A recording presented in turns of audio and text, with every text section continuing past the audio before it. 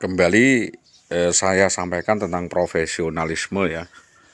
Profesionalisme jurnalistik yang harus saya pertanggungjawabkan, bahwa selama sepekan ini ada pro kontra di dalam tanggapan penulisan saya.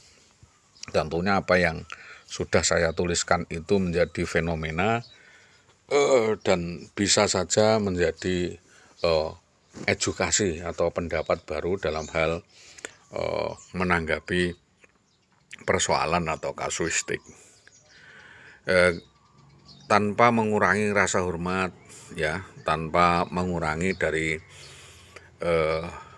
kepribadian atau kredibilitas seseorang, tanpa ada maksud tertentu, karena ini adalah kewajiban kami dan pekerjaan kami menulis, menyampaikan apa fenomena yang terjadi di masyarakat sebagai kritik sosial atau kontrol sosial. Tentunya kami hanya bisa menyampaikan hal itu secara literasi, karena kita bukan full body contact, bukan premanisme, bukan LSM, bukan ormas, atau juga bukan anggota tertentu. Kami hanya sifatnya memberitakan. Memberitakan beda dengan memberitahukan, beda dengan melaporkan, berbeda pula dengan ya memproses dan lain sebagainya, itu beda koridor.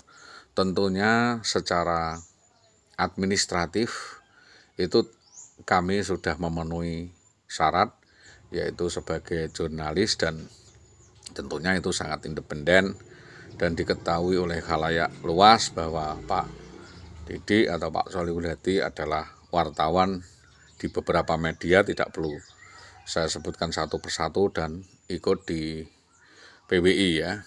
Kami juga anggota PWI di lintas Solo Raya ya. Walaupun mungkin ada kendala tertentu, termasuk ya kendala biaya, sehingga kita tidak bisa melanjutkan keanggotaan. Tapi dalam hal menulis, saya tetap saja memberikan kritik sosial, memberikan pengetahuan sejarah dan lain sebagainya di beberapa media. Di antaranya yang pertama dulu adalah di Berita Pos, di Suara Hukum, di Target Hukum dan lain sebagainya. Kita sebagai pendiri media juga di beberapa radio, waktu itu di Radika FM. Saya kira semua tahu sepak terjang saya di dalam dunia pers, yaitu baik di medan radio, televisi maupun di media. Kepada Bapak Kapolresta Pati juga tahu bahwa saya memang vlogs, pemain vlogger dan YouTuber, juga beberapa hal yang kita sampaikan untuk membantu daripada mitra kepolisian maupun mitra TNI. Maka dari ini beberapa hal yang patut kami sampaikan adalah intinya adalah kerjasama sinergitas dari 4 pilar, yaitu pilar penegakan hukum, pilar pemerintahan OPD maupun pilar organisasi ya kemasyarakatan, dan pilar media itu sendiri menjadi garda terdepan yang menjadi sentral tertentu atau epicentrum kemasyarakatan.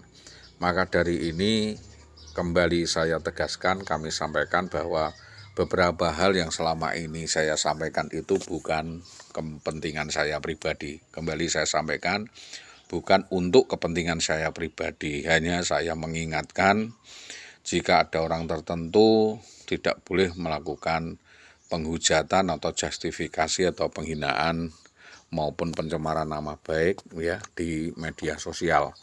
Sekalipun mungkin itu undang-undang ITE sudah dilemahkan, tetapi kan secara manusiawi dan kemasyarakatan hal itu tidak patut dan tidak pantas atau tidak normatif. Kami kan menyampaikan hal itu kan secara gimana ya, secara media dan berkaitan dengan kepentingan umum agar tidak lagi banyak korban-korban yang jatuh dari seorang penderita NPD ya. Jadi ada yang penderita NPD yang secara diam-diam telah melakukan serangkaian operasionalnya dan kejahatannya yang menimbulkan kontra di masyarakat, yang menimbulkan kisruh dan gaduh, bukannya kami.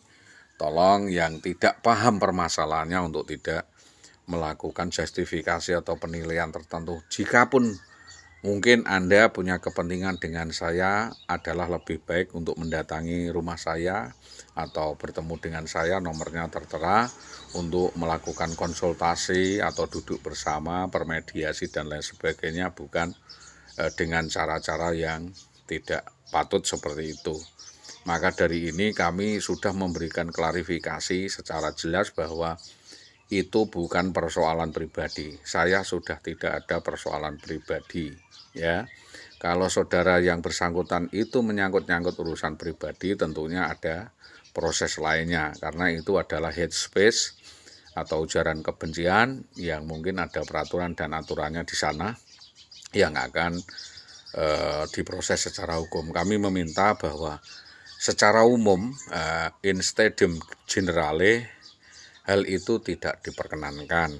Tetapi kalau memang ada hal-hal tertentu yang berkenaan dengan ide atau opini atau pemikiran, tentunya boleh berbeda atau brief and difference, menulis dan menyampaikan apa adanya kepada kami melalui media atau pers atau apapun sebagai kritik sosial.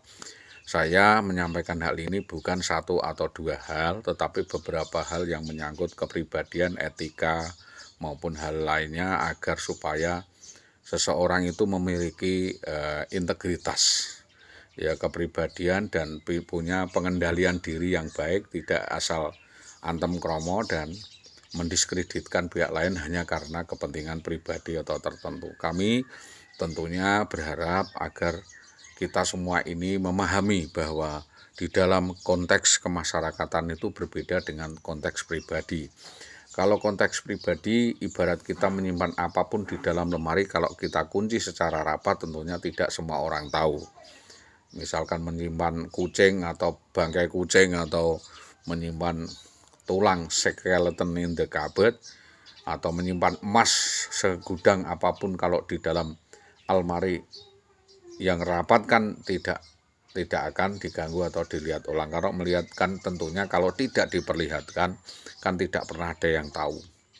Dan tentunya kita bukan sebagai pedagang atau penjual maupun pembeli.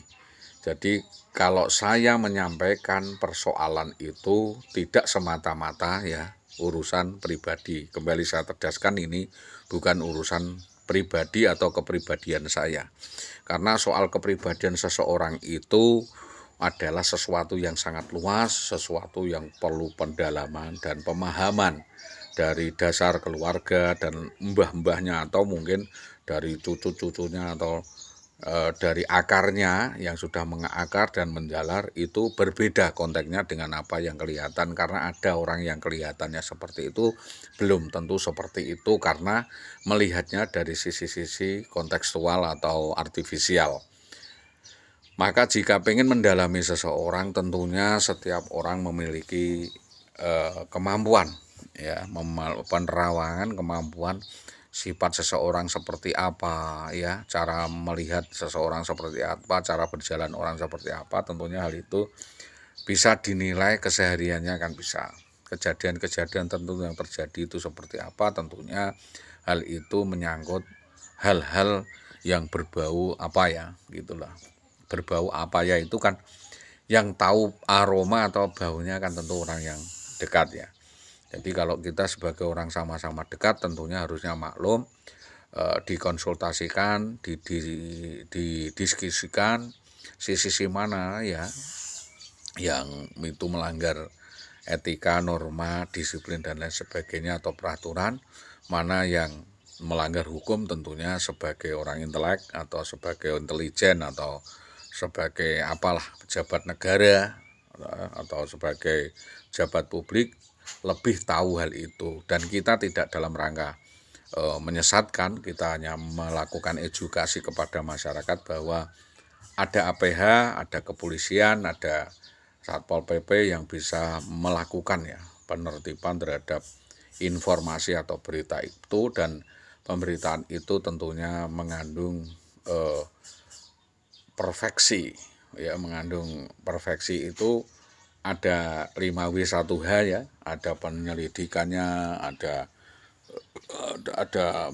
ya sebagai aturan-aturan jurnalistik yang itu melanggar atau tidak, tentunya Anda sebagai orang terpelajar bisa menilai dan menyelidiki itu. Maka dalam hal ini sekiranya paham tentang jurnalisme, Anda bisa melakukan penilaian atau melakukan hak jawab atau berbeda pendapat, misal menampilkan opini pribadi sampai hal itu menjadi terang benderang.